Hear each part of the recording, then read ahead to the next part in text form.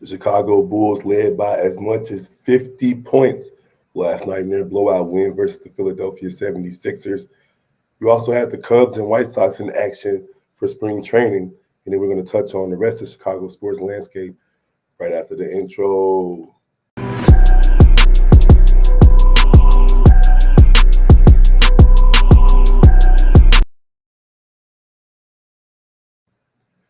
Good morning, Chicago sports fans. Thank you for joining us on another episode of Chi-Town Sports Central. It's your boy Big Kev holding it down for the gang. Steve-O had to work this morning, but the show must go on. As you can hear, I am still under the weather, but that's neither here nor there. Listen, as Chicago Bulls fans this season, we won't get many games like the one we saw last night.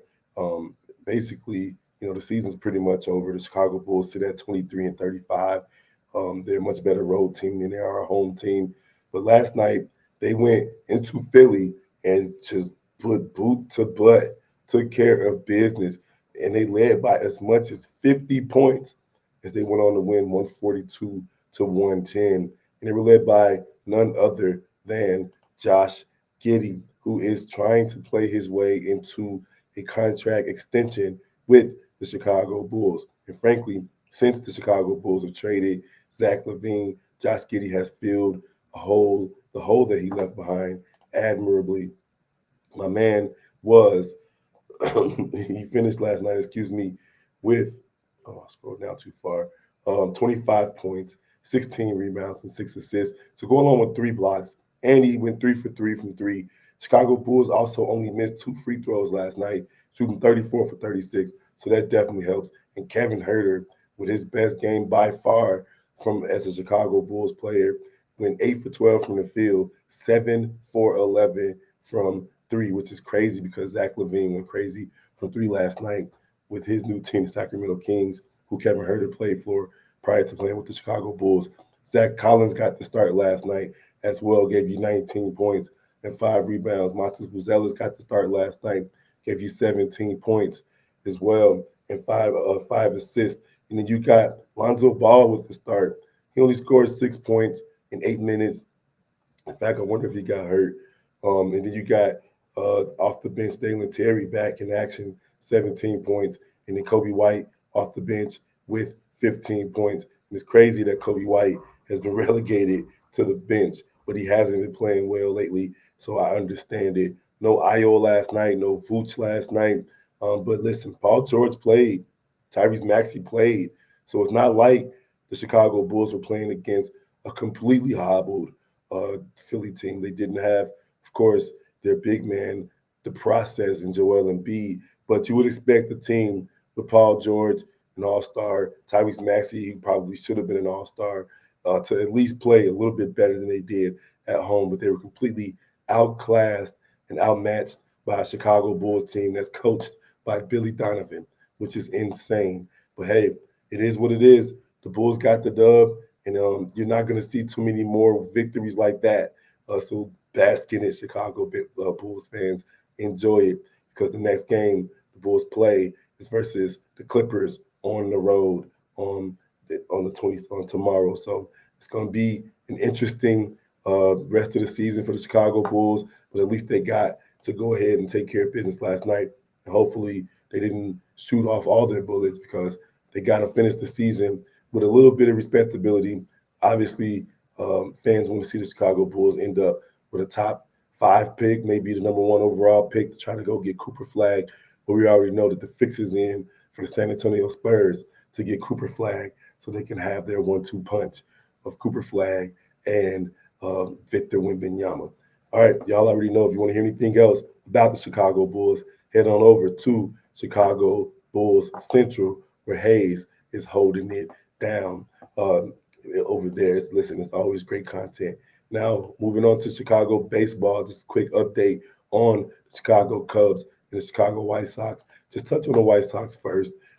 They've lost again. They're now 0-3 in spring training. They lost 11-3, but the real problem was they gave up 9 runs in the first inning. Now, I know it's only spring training, but giving up 9 runs in the first inning is embarrassing, and it's how they did it. These guys gave up singles and doubles and only one home run in that 9-run first inning. So it's crazy.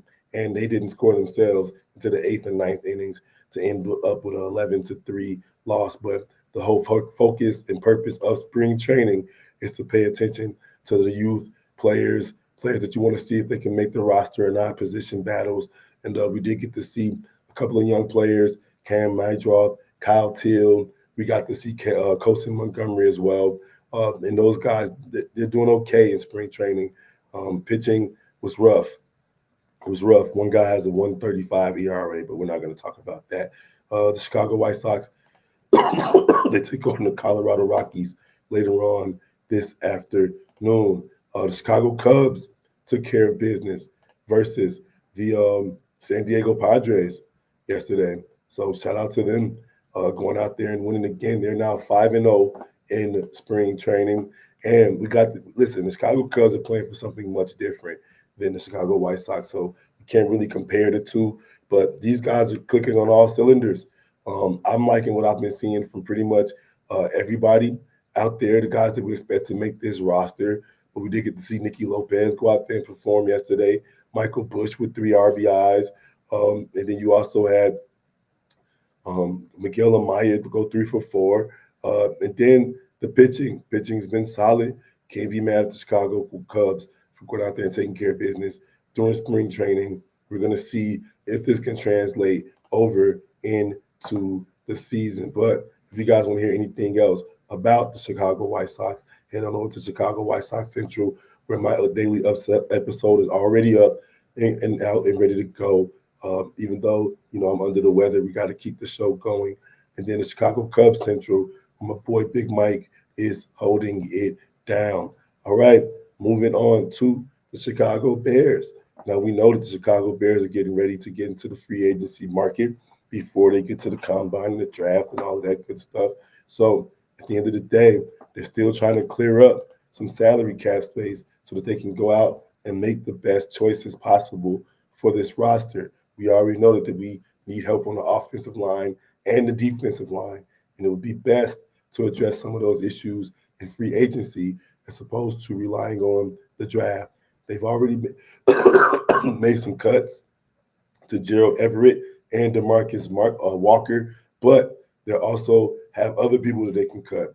They can cut Ryan Bates. It would save them $4 million.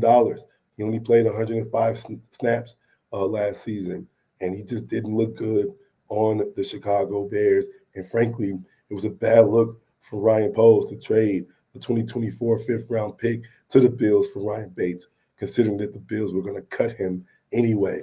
Jonathan Owens, it seems as though he is looking to leave the team anyway. I've heard rumors that he's looking to go elsewhere. He could be cut and it'll save another $1.5 million. He was okay last season. He allowed 5 touchdowns, though, out of the safety and defensive back. He's almost 30. And listen, if the Chicago Bears are healthy, Jonathan Owens can go. And I know this will help my boy C Dub. It'll make him happy. If they cut Cairo Santos, they'll save another $2 million. The big thing about him is anything inside the 50, he's money. Anything outside the 50, he's not making kicks. That's tough. That is tough because the Chicago Bears want to be in a situation where they can kick 50 to 55-yard field goals and depend on their kicker to do it consistently, not necessarily in the 100 percentile, but at the very least, you want them to hit 3 out of 4, 4 out of 5. It's not going that way with your boy Cairo Santos. So do not be surprised if they make a move there and try to pick up a bigger leg this offseason. But that'll save the Bears close to another $9-10 million. That's something that they're looking to do to get more salary cap. They're already top 5 in that category. So if you guys want to hear anything else about the Chicago Bears, head on over to Chicago Bears Central, where Hayes, Bobby, C-Dub are holding it down. And don't forget NFL Central, where Steve-O and Bobby are definitely starting a new wave over there.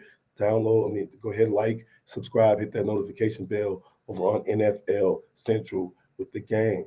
Lab, we're going to head on over to the Chicago Blackhawks. Chicago Blackhawks have a game tonight versus the Utah Hockey Club. It's going to be an interesting one. The Utah Hockey Club, they're playing all right. Blackhawks are not. They're only 17, 33, and 7.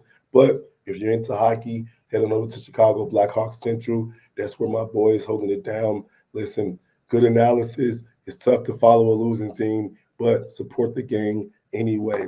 And finally, heading over to the Chicago Sky. We already know they just made a big trade to acquire Ariel Atkins to man the backcourt. Now, I mean, it's important for Angel Reese and Camila Cardoso to go out there and dominate this season. And this might put the Chicago Sky into win now mode. Shout out to Angel Reese, who said on Twitter that she walked into unrivaled without any teammates out there, and now she's leaving with two. Speaking of Courtney Vandersloot and Ariel Atkins, so it's exciting. She's excited. Chicago Sky fans are excited. Head on over to Chicago Sky Central for any news and updates for the Chicago Sky. All right, my voice is leaving, therefore I must go as well. I appreciate you guys. Y'all already know. Type in your favorite Chicago sports team and put the word Central behind it, and you'll find us, as well as NFL Central, NBA Central, and the Shot Bulls podcast with the Cognac Boys, C Dub and Bobby. It's your boy, Big Kev. Y'all already know what it is. We're going to holler at you guys next time. Peace.